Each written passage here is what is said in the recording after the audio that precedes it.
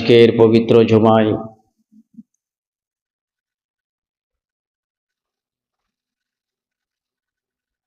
সম্মানিত সুযোগ্য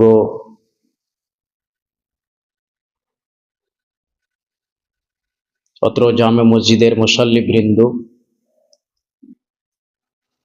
যাবতীয় প্রশংসা স্তুতিবাদ যাবতীয় কুরবানি ত্যাগ তিতিক্ষা একমাত্র মহান আল্লাহ তাআলার নিমিত্তে, একমাত্র সেই মহান আল্লাহ রাব্বুল আলামিনের জন্য, যে আল্লাহ তাআলা আমাদেরকে হক এবং বাতিলের মধ্যে পার্থক্য করার বিবেক প্রদান করেছেন, জ্ঞান দান করেছেন। যে আল্লাহ তাআলা আমাদেরকে কোরআন এবং সহি সুন্নাহ ভিত্তিক জীবন পরিচালনা করার, গড়ে তোলার তৌফিক এনায়াত করেছেন, সেই আল্লাহ তাআলার কাছে আমরা শুকরিয়া জ্ঞাপন করি। সকলে বলি আলহামদুলিল্লাহ। তার সংক্ষিপ্ত তারিফের পর আমাদের আখরি নবী, সর্বশেষ রাসূল জনাবে মুহাম্মদ রাসূলুল্লাহ সাল্লাল্লাহু আলাইহি ওয়াসাল্লাম, যার অনুসরণ করা, যার অনুকরণ করা, যার পথ পদ্ধতি সুন্নাত তরিকা অবলম্বন করা, ফলো করা আমাদের জন্য আল্লাহ তাআলা আবশ্যক করেছেন, ফরজ করেছেন, সেই রাসূলের ওপর অগণ দরুদ তাসলিম বর্ষিত হোক। সকলে বলি আল্লাহুম্মা আমিন, আল্লাহুম্মা সাল্লি আলাইহি, আল্লাহুম্মা বারিক আলাইহি। আজকের সংক্ষিপ্ত সময়, এই জুমার অল্প সময়ে যে দুটি কথা আপনাদের সম্মুখে রাখার আমি প্রয়াস করেছি, সেটা হচ্ছে একটি মৌলিক বিষয়। বিষয়গুলি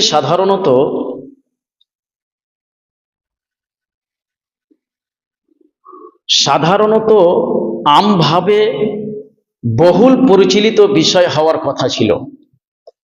যে আলোচনাগুলো আমাদের বেশি ভুরি ভুরি, মাঝে মাঝে, আর সেই বিষয়গুলি হচ্ছে মৌলিক বিষয়, আসল বিষয়। আর সেখান থেকে আমরা এক শ্রেণীর ওলামা সমাজ, এক শ্রেণীর আলেম সমাজ, আমরা মানুষদেরকে সেখান থেকে দূরে রেখেছি। যার উপরে ভিত্তি করে সকল ইবাদত, যার উপরে নির্ভরশীল সকল প্রকার ইবাদত, যার উপরে একজন মুমিন মুসলিমের সকল কুরবানি, ত্যাগ তিতিক্ষা, সন্তুষ্টি, সকল প্রকার ইবাদত যেই জিনিসের উপরে নির্ভরশীল, যার উপরে ভিত্তি করে আল্লাহ তাআলার দরবারে কবুলিয়তের মানদণ্ড রাখে, সেটা হচ্ছে খালিস তাওহীদ। খালিস তাওহীদ। আমি আজকের সংক্ষিপ্ত জুমাতে আপনাদের সম্মুখে ঈমানের পরিচয় নিয়ে, ঈমানের পরিচয় এর আগে অনেকে শুনেছেন আলেম ওলামার কাছ থেকে, আমাদেরকে শুনতে হবে এবং শুনে সেইগুলিকে ভুলে গেলে হবে না, সেইগুলিকে ভুলে গেলে চলবে না, আমাদেরকে মনে রাখতে হবে। কিছু বিষয় আছে যেগুলো বিষয়ে জ্ঞান অর্জন করা হচ্ছে বাধ্যতামূলক, আবশ্যিক, ফরজ। একজন জনসাধারণ, আম মুসলমান, তো জনসাধারণ কতটা ইসলামের শিক্ষা করবে, কতটা ইসলাম সম্বন্ধে জানবে সে? তো ইসলামের শিক্ষা এক হচ্ছে ফারজে আইন, এক হচ্ছে ফারজে কিফায়া। ফারজে আইন বলা হয় যে সকল বিষয়ে, যেসব বিষয়ে আপনার জ্ঞান অর্জন করা, বিদ্যা অর্জন করা হচ্ছে বাধ্যতামূলক। আপনাকে জানা লাগবে, জানতে হবে, আপনাকে জানতে হবে, আমাকে জানতে হবে তাওহীদ কাকে বলে, তাওহীদের অর্থ কি, ঈমান কাকে বলে, ঈমানের রুকুন আরকান কি, ঈমানের কটা অংশ আছে, ঈমানের কালেমাত কি, তাওহীদের কালেমাত কি, মানহাজ কাকে বলে, সালাফি কাকে বলে, সহি মানহাজ কাকে বলে, আহলুল হাদিস কাকে বলে, আহলুল হাদিসের আকীদা কাকে বলে। এই বিষয়গুলি হচ্ছে মৌলিক বিষয়, মূল বিষয়। আর যার জন্যই মহান আল্লাহ তাআলা একাধিক জায়গায় কোরআনের মধ্যে মূল আসল জায়গার উপরে জোর প্রদান করার আদেশ প্রদান করেছেন যে মূল হচ্ছে শিকড়। শিকড় জড় যদি ভালো হয়ে যায় তাহলে উপরে আমরা লতা পাতা শাকসবজি ফলমূল দেখাটা সম্ভব হবে। আর আমার আপনার যদি শিকড় দুর্বল হয়, জড় যদি দুর্বল হয়ে যায়, তাহলে আমি দুনিয়াতে যতই বড় শিক্ষিত ব্যক্তি হয়ে যায় না কেন, যা কিছু করি না কেন, আমি আপনি যা কিছু করি না কেন দুনিয়ার জন্য, সবকিছু কি হয়ে যাবে? নিষ্ফল হবে, বিফল হবে, কোনো কাজে আসবে না, একেবারে অকেজ। আমি যে আয়াতটি আপনাদের সম্মুখে সংক্ষিপ্ত আকারে পয়েন্ট ভিত্তিক আপনাদের সামনে আলোচনা করব, আজকের আলোচনাটি আল্লাহ তাআলার কাছে দোয়া করে প্রত্যেকটি কথা সঠিকভাবে আপনাদের সামনে বলার এবং তার প্রতি আমাদের সকলকেই আমল করার তৌফিক দান করেন। সকলে বলে আল্লাহুম্মা আমিন। সূরা আল বাকারার 256 নম্বর আয়াত। আমি যে আয়াতটি পরিবেশন করেছি খুতবায়ে মাসনুনার পরে, আমার বিষয় ইমানের পরিচয়, ইমানের সংজ্ঞা এর আগে জেনেছেন। ইমান শব্দটি কোথা থেকে এসেছে? আল আমন থেকে, যার মানে হচ্ছে নিরাপত্তা, প্রশান্তি, স্থিরতা, বিভিন্ন অর্থ আছে। যার অর্থ হচ্ছে জিদ্দুল খফ, ভীতির বিপরীত, ভয়ের বিপরীত।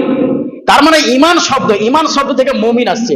মুমিনের অর্থ কাউরির, আল্লাহ ব্যতীত কাউরির কে থাকবে না? ভয় থাকবে না, ভীতি থাকবে না। তার মানে ইমান জিদ্দুল খফ, ভীতি শূন্য ইমান। ভীতি শূন্য কি বলে? বিশ্বাস, দৃঢ় বিশ্বাস নিয়ে এক আল্লাহ তাআলার প্রতি দৃঢ় বিশ্বাস রাখবে। ভীতি শূন্য অন্তর নিয়ে, হৃদয় নিয়ে এক আল্লাহ তাআলার প্রতি বিশ্বাস পোষণকারী, বিশ্বাস প্রতিষ্ঠিতকারী হচ্ছে একজন মুমিন। তাহলে ইমানের বিপরীত হচ্ছে কি বলে? ইমানের বিপরীত হচ্ছে, বিপরীত শব্দ, ইমানের বিপরীত হচ্ছে আপনার তাগুত, ইমানের বিপরীত হচ্ছে কুফর। আর ইমান শব্দটি শুরুয়াত, ইমানের যে পারিভাষিক অর্থ, ইমানের শাব্দিক অর্থ আসছে, শাব্দিক অর্থতে স্থিরতা এবং প্রশান্তি, নিরাপত্তা, বিভিন্ন অর্থ পাওয়া যায়। ইমানের পারিভাষিক অর্থে অন্তরে দৃঢ় বিশ্বাস, ওয়া ইকরার বিল লিসান, মুখে স্বীকৃতি দেওয়া, মুখে বলা, উচ্চারণ করা, তাসদিক বিল কলব। কিছু কিছু শব্দ, আমাদের প্রায় শব্দগুলো মৌলিক যে বিষয়ে জ্ঞান অর্জন করা বাধ্যতামূলক, খরচ, যে বিষয়ে আলোচনা চলছে, আলোচনা চলবে, তাওহীদ, ঈমান, মানহাজ, এই বিষয়ের উপরে যা কিছু বর্ণনা করা হবে প্রত্যেকটা কথা আমার আপনার নলেজে থাকা দরকার, রাখতে হবে। অন্তরের দৃঢ় বিশ্বাস, তাসদিক বিল কলব, অন্তরের দৃঢ় বিশ্বাস, তাসদিক বিল জাযিম, একেবারে চূড়ান্ত জোরালো বিশ্বাস। ওয়া ইকরার বিল লিসান, মুখে স্বীকৃতি প্রদান করা। ওয়াল আমালু বিল আরকান, কর্মে বাস্তবায়ন। আমলে কি করা? আমলে প্রমাণ দেওয়া। আমি যেটা অন্তরে বিশ্বাস করলাম, আমি এক আল্লাহতে বিশ্বাসী, আমি তার রাসূলকে বিশ্বাস করি, আমি কবরে আযাবকে বিশ্বাস করি, জান্নাত জাহান্নাম সবকিছু বিশ্বাস করি। আমাকে মারা যেতে হবে, মরার পরে কবরে হাওয়ালা করে দেওয়া হবে, কবরে জিজ্ঞাসিত করা হবে মান রাব্বুকা মান দীনুকা, মা দীনুকা মান নবিয়ুকা, তোমার রবকে, তোমার দিন কি, তোমার কি বলে নবীকে, তিনটা ওসুল সম্বন্ধে জিজ্ঞাসিত হতে হবে। ওই তিনটা ওসুলের ওপরে দৃঢ় বিশ্বাস যেমন অন্তরে রাখতে হবে, মুখে স্বীকৃতি দেওয়ার ক্ষেত্রেও কোনো ঘাটতি যেন না থাকে। আর এই দুটি বিশ্বাসের প্রমাণ স্বরূপ আমাকে আপনাকে কর্মে বাস্তবায়ন করতে হবে। আমাকে আপনাকে কর্মে, আমলে প্রমাণ করে দেখাতে হবে যে আমি একজন মুসলিম। আব্দুল্লাহ, আব্দুর রহমান নাম লিখে দিলাম, আর আজকে মুসলিম সমাজ চলছে আবেগে, আবেগে চলছে, আবেগের স্রোত বয়ে যাচ্ছে।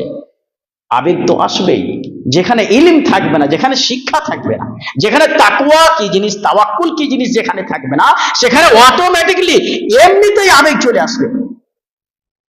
যেখানে অর্থের প্রয়োজন সেখানে অর্থ দিচ্ছে না, আর যেখানে অর্থের প্রয়োজন সেখানে লাখো লাখো কোটি কোটি টাকা যেখানে দিচ্ছে। নিয়ে গেল ছেলে খেলা মনে হয়। দুনিয়াতে আল্লাহ তাআলা রহস্যময় বলেছেন, বাস্তবে তো আমরা সচক্ষে প্রত্যক্ষ করছি, তাই না? যে দুনিয়াটা খেল তামাশার বানিয়ে আজকে আমরা রেখেছি। 10টা টাকা 100 টাকা উপার্জন করতে গেলে একটা মানুষকে কতটা পরিশ্রম করতে হয়, সেই অর্থটা আমি এমন একটা জায়গাতে দিব আবেগের সহিত। যার জন্য আল্লাহ তাআলা বলছেন যে নিয়ত প্রথম শর্ত, তুমি কোন নিয়তে দিচ্ছ, কার জন্য দিচ্ছ। সমান উপস্থিতি, ইমানের সফরটা শুরু হয়েছে। ইমানের সফর যে শুরু হয়েছে কালেমায়ে শাহাদাত দ্বারা। কালেমায়ে শাহাদাত দ্বারা ইমানের সফর শুরু হয়েছে। আজকে অত্যন্ত পরিতাপের বিষয়, দুঃখের বিষয়, আমরা 1000 জন মুসলমান যদি বাস করি, আমরা 1000 জন মুসলমান যদি বাস করি, সারমস্তপুর গ্রামে জিজ্ঞেস করা যায় যে কালেমায়ে শাহাদাত কাকে বলে, কালেমায়ে শাহাদাত কাকে বলে, তার অর্থ কি, তার দাবি কি, কেউ বলতে পারবো না আমরা। অথচ প্রধান যে মৌলিক বিষয়, যে বিষয়ের উপরে জ্ঞান অর্জন করা, শিক্ষা অর্জন করা বাধ্যতামূলক ছিল, প্রত্যেক মুসলমানকে জানতে হবে, শিক্ষা অর্জন করতে হবে কালেমায়ে তাওহীদ কাকে বলে, কালেমায়ে শাহাদাত কাকে বলে। কে কজন আমরা জানি? শিক্ষার কতটা গুরুত্ব, একটা সাধারণ ছোট বাচ্চা ছেলে সাইকেল চালাতে যখন শিখে, তখন বাবা মা ভাই কি করে, 1-2টো শব্দও শিখিয়ে দেয়, 1-2টো শব্দ শিখে, এইভাবে পা রাখতে হবে, এইভাবে হ্যান্ডেল ধরবে, এইভাবে ব্রেক মারবে। যে মোটরসাইকেল শিখে তাকে 2-4-5টা কালিমা শিখে, শব্দ শিখিয়ে দেয়, সেখানেও তার শিক্ষার প্রয়োজন পড়ে। পৃথিবীতে কোন একটা জিনিস আপনি উঠান, একবারে ছোট, তার ছোট জিনিস আপনি উঠিয়ে দেখান যে এই বিষয়ের উপরে শিক্ষা নেই, তাকে কোনো কিছু জানতে হয়নি, বুঝতে হয়নি, জানার প্রয়োজন পড়েনি। এটা তো কি বলে, জান্নাত এবং জাহান্নাতের মাসলা, আমার আপনার সৃষ্টির অস্তিত্বের বিষয়। দুনিয়ার সমগ্র বিশ্ব জাহান মহান আল্লাহ তাআলা সৃষ্টি করেছেন যার জন্য, সে বিষয়ে যদি আমরা উদাসীনতা থাকি, তাহলে মহান আল্লাহ তাআলা আমাদেরকে বিভিন্ন ভাবে পরীক্ষা করবেন, শাস্তি দিয়ে, আপোষের মধ্যে বিভেদ দিয়ে, হক আপনার কাছ থেকে ছিনিয়ে নিয়ে সঠিক কি জিনিস পেশ করা হবে, আপনার আমার অ্যাকসেপ্ট হবে না, বিভিন্ন রকম দিক দিয়ে আমার আপনার সেখানে কি হবে, পরীক্ষা নিরীক্ষা। আমরা কজন আছি কালেমায়ে শাহাদাত, আশহাদু আল্লা ইলাহা ইল্লাল্লাহ ওয়া আশহাদু আন্না মুহাম্মাদান আবদুহু ওয়া রাসূলুহু, এটা হচ্ছে কালেমায়ে শাহাদাত। এটা কালেমায়ে শাহাদাত। যখন একজন নমুসলিম, যখন কোন একজন ইসলাম ধর্মে দাখিল হতে চাইবে, দীক্ষিত হতে চাইবে, প্রবেশ করতে চাইবে, তাকে কি কালেমা পাঠ করানো হয়? কালেমাটা কোনটা পাঠ করানো হয়? কালেমায়ে শাহাদাত।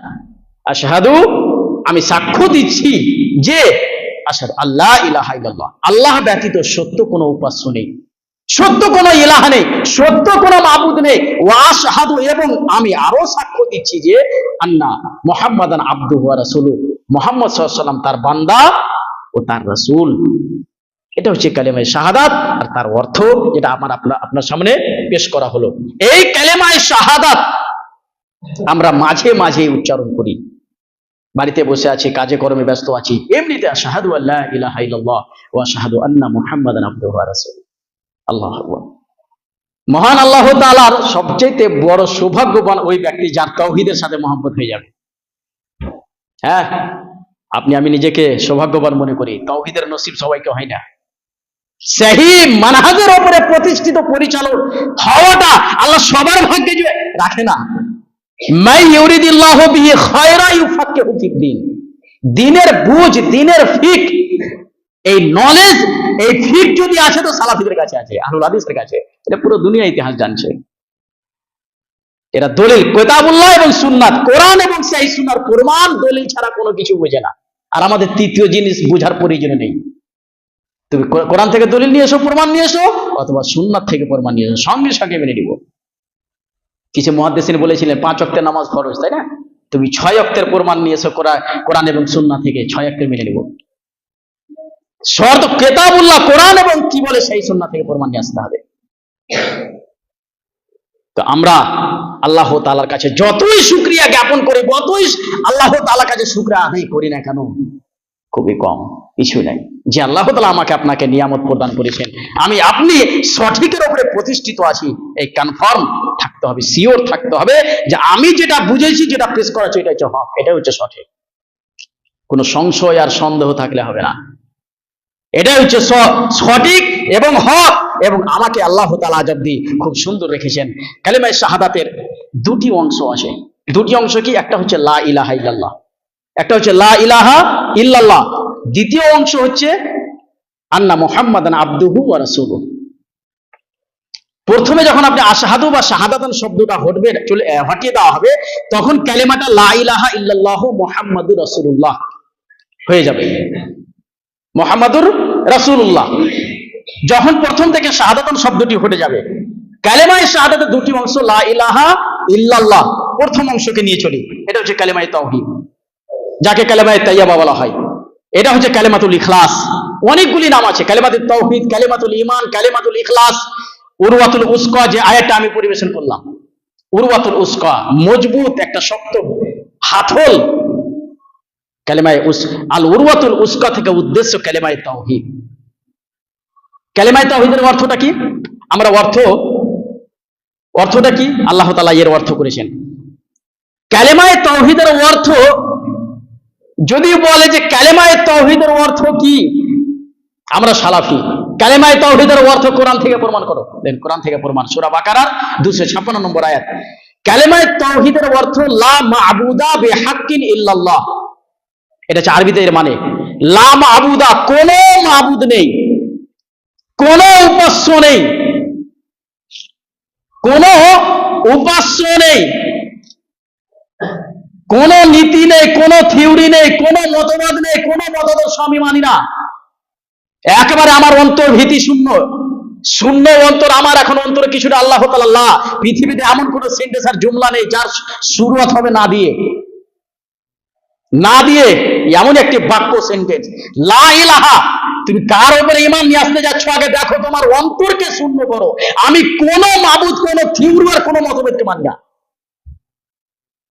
আমি একজন নিজে মুসলিম, নিজেকে দাবিও করব, আর আমি ভুল মতবাদ মানব, ভুল সিদ্ধান্ত, ভুল পরামর্শ, কেউ কোনো একটা চিন্তাধারা, কোনো একটা সিদ্ধান্ত আমাকে দিল শরীয়তের ব্যাপারে, দ্বীনের ব্যাপারে, মুসলমানদের ব্যাপারে, আর সেটা আমি অন্ধবিশ্বাসের মতো গ্রহণ করে নিব, এটা চলবে না। এটা লা ইলাহা ইল্লাল্লাহর, লা ইলাহার মধ্যে এটা হচ্ছে তার কি, তার হচ্ছে ভাবার্থ যে লা ইলাহা, কোনো মাবুদ নেই, কোনো উপাস্য নেই। কোরআনের আয়াত দেখুন, ফামাই ইয়াকফুর বিত্তাগুত। লা ইলাহা মানে হচ্ছে নাফিউল ইলাহিয়া ওয়াল ইবাদা, ইবাদতের অস্বীকার করা, উপাসনার অস্বীকার করা, ইবাদতের অস্বীকার করা। ইবাদত কাকে বলে? শেখুল ইসলাম ইমাম ইবনে তাইমিয়া রাহমাতুল্লাহ আলাইহি, ইবাদত হচ্ছে সকল কর্ম। আল ইবাদাতুল ইসমুন জামে, এমন একটি ব্যাপকার্থক শব্দ, লিকুল্লি মা ইউহিব্বুহুল্লাহ ওয়া ইয়ারজা মিনাল আকওয়ালি ওয়া যাহিরা ওয়াল বাতিনা। একজন মুমিন মুসলমানের সকল প্রকার কথা, কর্ম, প্রকাশ্য ও অপ্রকাশ্য আল্লাহ তাআলা পছন্দ করেন, ভালোবাসেন, সেটাই হবে কি? ইবাদত। একজন মুমিন মুসলিমের ঘুমটা হবে ইবাদত। একজন মুমিন মুসলিমের হাঁটা, চলা ফিরা, কথাবার্তা, তার ব্যবসা, বিজনেস, প্রত্যেকটা জিনিস হবে ইবাদত, যদি আমার আপনার সেটা আল্লাহ তাআলার সন্তুষ্টিমূলক হয়, ইবাদত বলে গণ্য হবে। তো নাফিউল ইবাদা, আমার আপনার সমর্থনটা হবে ইবাদত। আমি সমর্থন কাকে করছি? মিথ্যাকে সমর্থন করছি না সত্যকে? এই যে সমর্থন, সাপোর্ট, সাক্ষ্য প্রদান করা, তাই না? আজকে বড় বড় অফিস আদালতে চলে যান, চলছে সবকিছু মিথ্যা।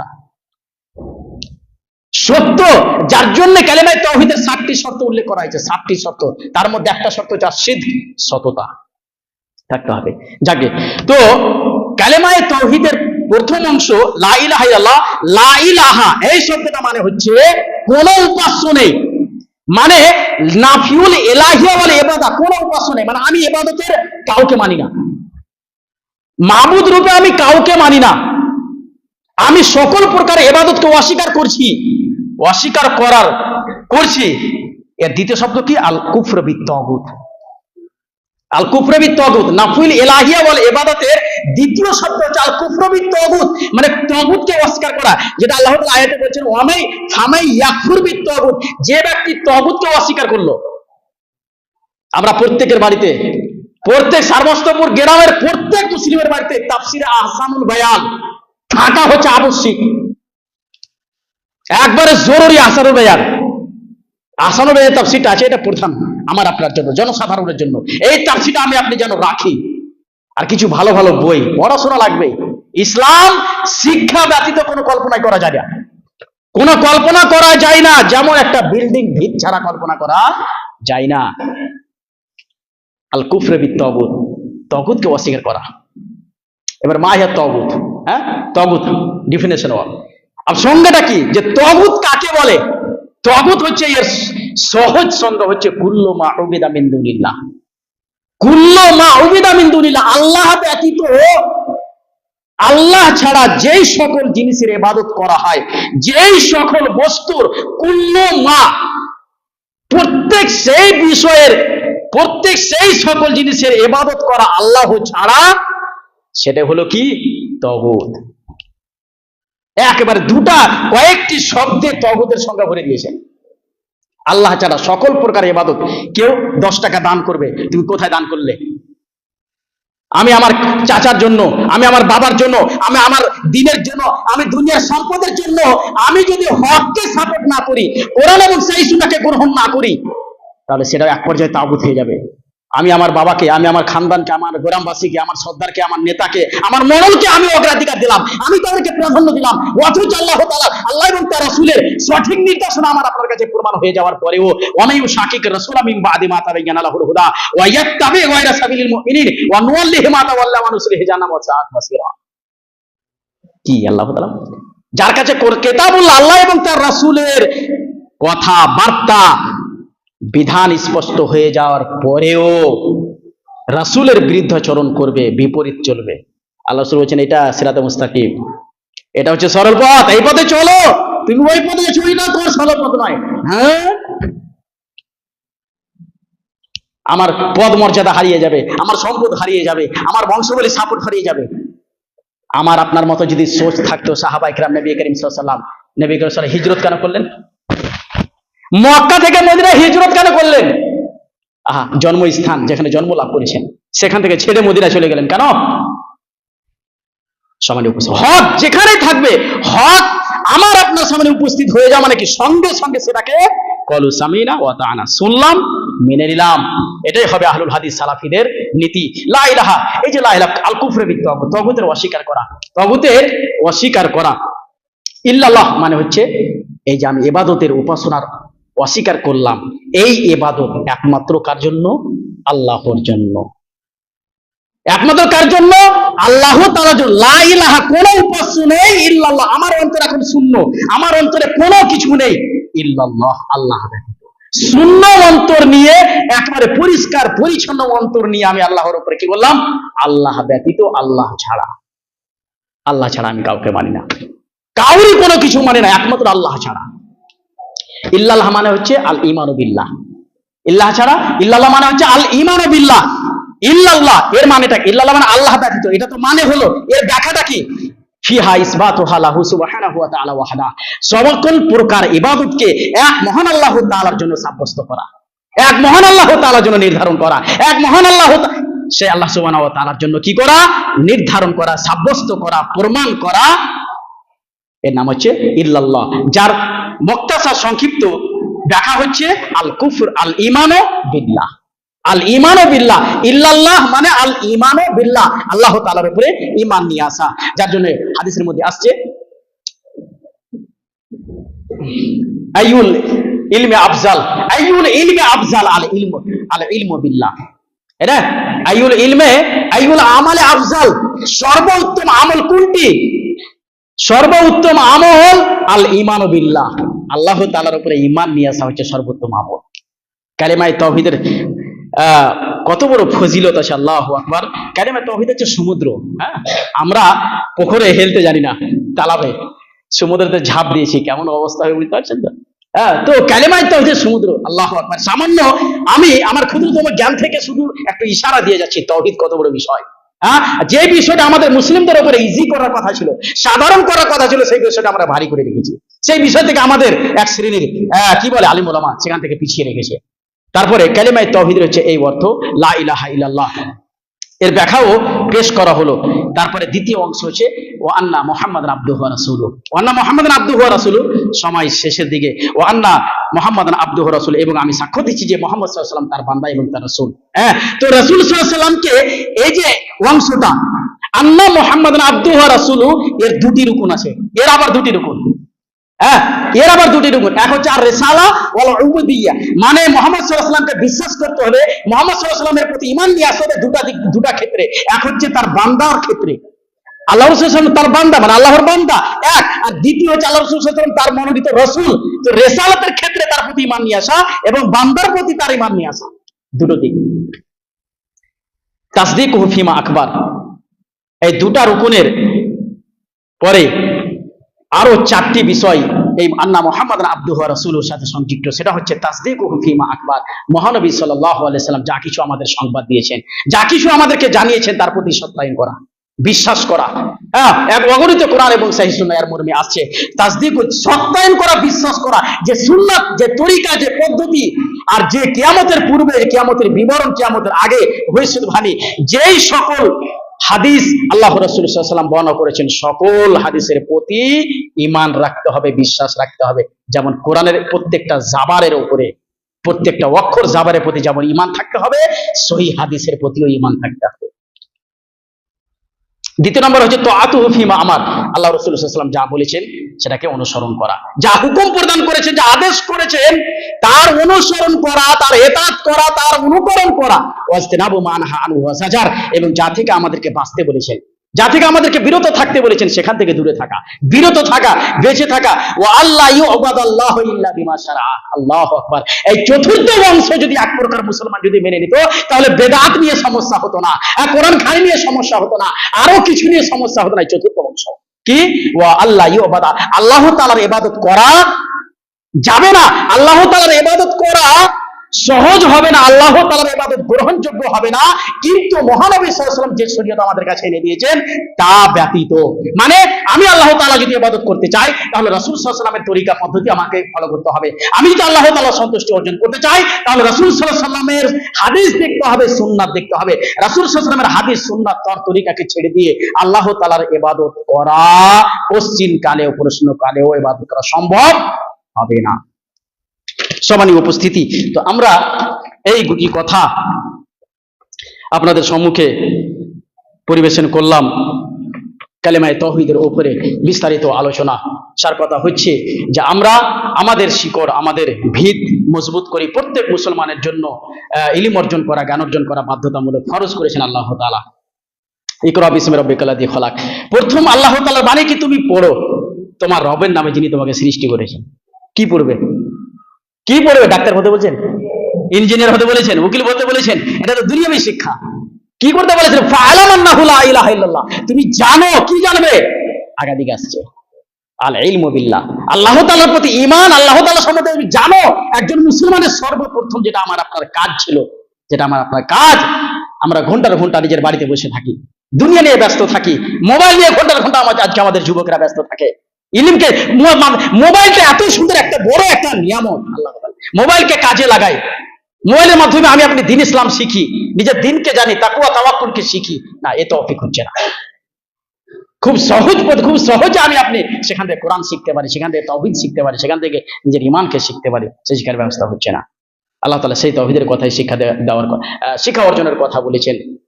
তারপরে যে ইলম অর্জন করবে তাদের মর্যাদা, ইয়ারফাইল্লাহুল্লাযিনা আমানু মিনকুম ওয়াল্লাযিনা উতুল ইলমা দারাজা।